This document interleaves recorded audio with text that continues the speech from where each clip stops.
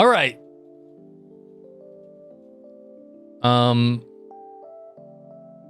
Where am I going again? There's nothing on my map. For some reason, it stopped navigating to the main objective. Hey guys, welcome on in. I hope you're loving Genshin Impact. I'm loving it.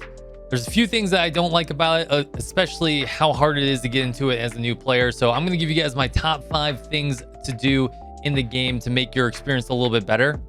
By the way, if you want to ask me questions in real time or come check us out, all my socials are down below. I do stream 4 nights a week on twitch.tv. You can check me out on Twitter and Instagram as well. Also, if you want to hit that subscribe and like button, I do appreciate that. Let's kick off the video.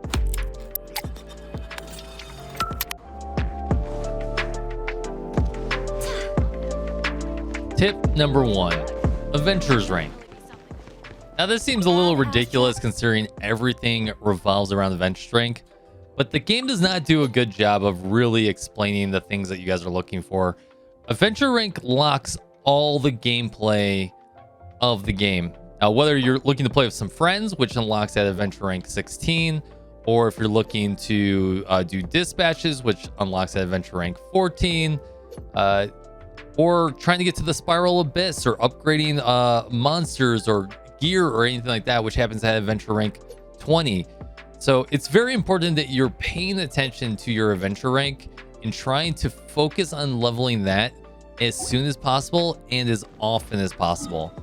Now, everything you do in the game is going to upgrade adventure rank, but that should be your priority. Especially hitting rank 20 for the battle pass and trying to get those free characters. If you have not checked out that video, please go check out the free characters you can earn in Genshin Impact. Tip 2, mark everything. Hey guys, Mini Kyrios here. Welcome on in. And we're going over the map markers section of this video. Now, so your map markers are very important in this game. It's probably the thing that most new players don't do, and I didn't do for the first couple ranks as well either. I'm going to show you guys kind of what I do to mark the map to help me on my journey through Genshin Impact. So let's go ahead and look at that. So here we are, we're looking at our map. Obviously, I've discovered a lot of the map, spoiler alert. I have 3 very important markers actually. One are the mining nodes. It's very good to mark these. So if you guys have been around the world, you should be mining and gathering as much as possible because you're going to use those resources. Mining nodes only respawn X amount of time. So knowing where to go back to get those mining nodes are extremely important. So we're going to go ahead and just try and hit this one up real quick. Teleport over. I think we just had a world resource refresh. Let's go ahead and go on over to that. Like I said, pick up everything you can all the time. And look at this, it's fully restocked. Look at this nice little area. We're gonna pull out our dual wielder, aka our miner. All right, so next but not least, so there's 2 other markers I like to use. I like to use the star marker. I use a bunch of others, like here's some elite mobs and stuff like that. I like to use the star marker many times because as I'm going through the world, there may be a situation where you see a rare resource or maybe an event or something like that, and you can't do it or you can't figure out how to do it at that time. You just don't have the time to do it. Mark it with a star so you know to come back to it. Now, a lot of times for the statues, getting those resources, this is what this means. So like, I'd be like, oh, I saw it in the distance. I'm going to come back and get it later. I'm going to mark it. Now, the other one I like to mark is the exclamation point. Now, this can be used for a lot of different things, but what I like to mark it for are for the shrines. Now, quick tip, don't open the shrines before level 30 until you get those gear upgrades, because gear does scale. But you can see there's a shrine there listed in the distance. That's going to tell me where to come back to. So as I see those in the world, I like to mark them. Tip number 3, fight everything. Stop and fight everything. Now that's super important. As you're going through the world, you're going to find chests, you're going to find a lot of different events and stuff like that. And a lot of times you might not have time to do it at that time. So make sure you do mark it to come back. But a lot of the EXP and items you get in the game are just going to come from doing those random events. But make sure you do stop, do every event that you can. It's going to help you out a lot. It'll help you out in the long run. Obviously, I can't aim. Oh my god. Oh my god, Amber. Okay.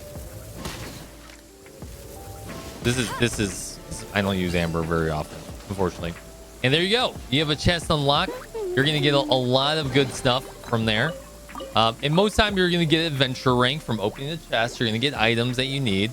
And you're going to go from there. So as you're going through the world, you want to stop and get as much stuff as possible all the time. Tip number 4. Statues.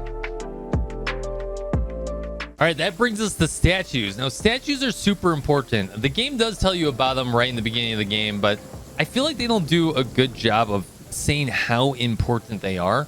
So there's 2 parts to the statues. One is leveling up the statues in order to get more adventure rank, to get more stamina, and a bunch of other things. So we'll show that in a second here. But the other part is getting the resources to actually upgrade them. Now, one thing I'd like to point out is if you look at my mini map right now, you can see that there's a star on there. Now, a star indicates that that's a resource for a statue. So we're going to try and get that resource, and we can see that in the distance. If you're wondering why this resource may look different to you than the one that you're used to in the beginning of the game, there's actually 2 different types of statues. There's one per each nation. Currently, there's only 2 nations out. So you can fully upgrade your statue of the 7 Animo, and you can upgrade your statue of the 7 Geo. So you're gonna have to do this twice all the way to level 10. A lot of times you could just cheese getting these resources by getting elevation. And once you have elevation, you just float into it instead of actually doing the mechanic. Now, you could try and find the mechanic too, but this is the easier way to do things. And there we go. Resource has been acquired. So let's go take a look at both of those statues real quick. So let's go take a look at the Geo one. And now you may not have Geo unlocked as you advance in your Genshin career. You'll get there. Don't worry about it. But as you can see here, here's statue of the 7 Geo. We are still 16 Geo Coolus away from upgrading. Only have 1. So I got to do a lot more work in the second area. But you can also port to the Animo. Statue of the 7 Animo worship. And here you can see I'm level 9 with this one. Now, every single statue for each section are all tied together. So there's only 2 different types. But it's going to give you that stamina. It's going to give you that adventure rank. It's going to give you primo gems. It's going to give you sigils. And that's very, very important. Quick update. This is the Animo map for getting all the resources you need to upgrade. We will have a link in the description below. This is courtesy of a Japanese YouTuber that'll also have a link to his channel, courtesy of this image. Tip 5. Talk to every NPC. Seriously, multiple times too. All right, guys, that brings us to our last point. Stop and talk to everyone. Now, that sounds kind of boring, but the game does not do any markers or kind of doesn't guide you to go talk to the right people. So unfortunately, the best way to do anything is to find any kind of chat bubbles you might see, like running around town or any kind of named NPCs. And you want to see if they have any hidden quests in them or hidden items. Now, a lot of times you just do this by spamming through them. And a lot of times it's at the mini towns on the map. But you'll find a lot of secret quests. You'll find a lot of secret items, especially 4-star items, from a lot of these NPCs. So take your time. Make sure you're talking to everyone that you can. A lot of people won't say anything, yada, yada, yada. And it's hard to find like someone who actually has an authentic chat bubble. Listen, let me tell you how. I'm listening in. Divine Elixir, keep a listening. Earns money. Yeah, so that was nothing. But there's actually a chat icon that will show you like an item will be offered. Now I'm kind of spamming through these because I've already done this mostly. Let's say reinvest it, see what that does. And you may have to go through the dialogue multiple times in order to see if there is even anything there. See, what are you doing here? Job is eating. Ooh. So here we go. So look at this. We went through a quest line from a random NPC that did not have a quest marker, but you can see there's a treasure chest right here. So you can easily get an item just from your conversations with a random stranger. Let's see what this turns out to be.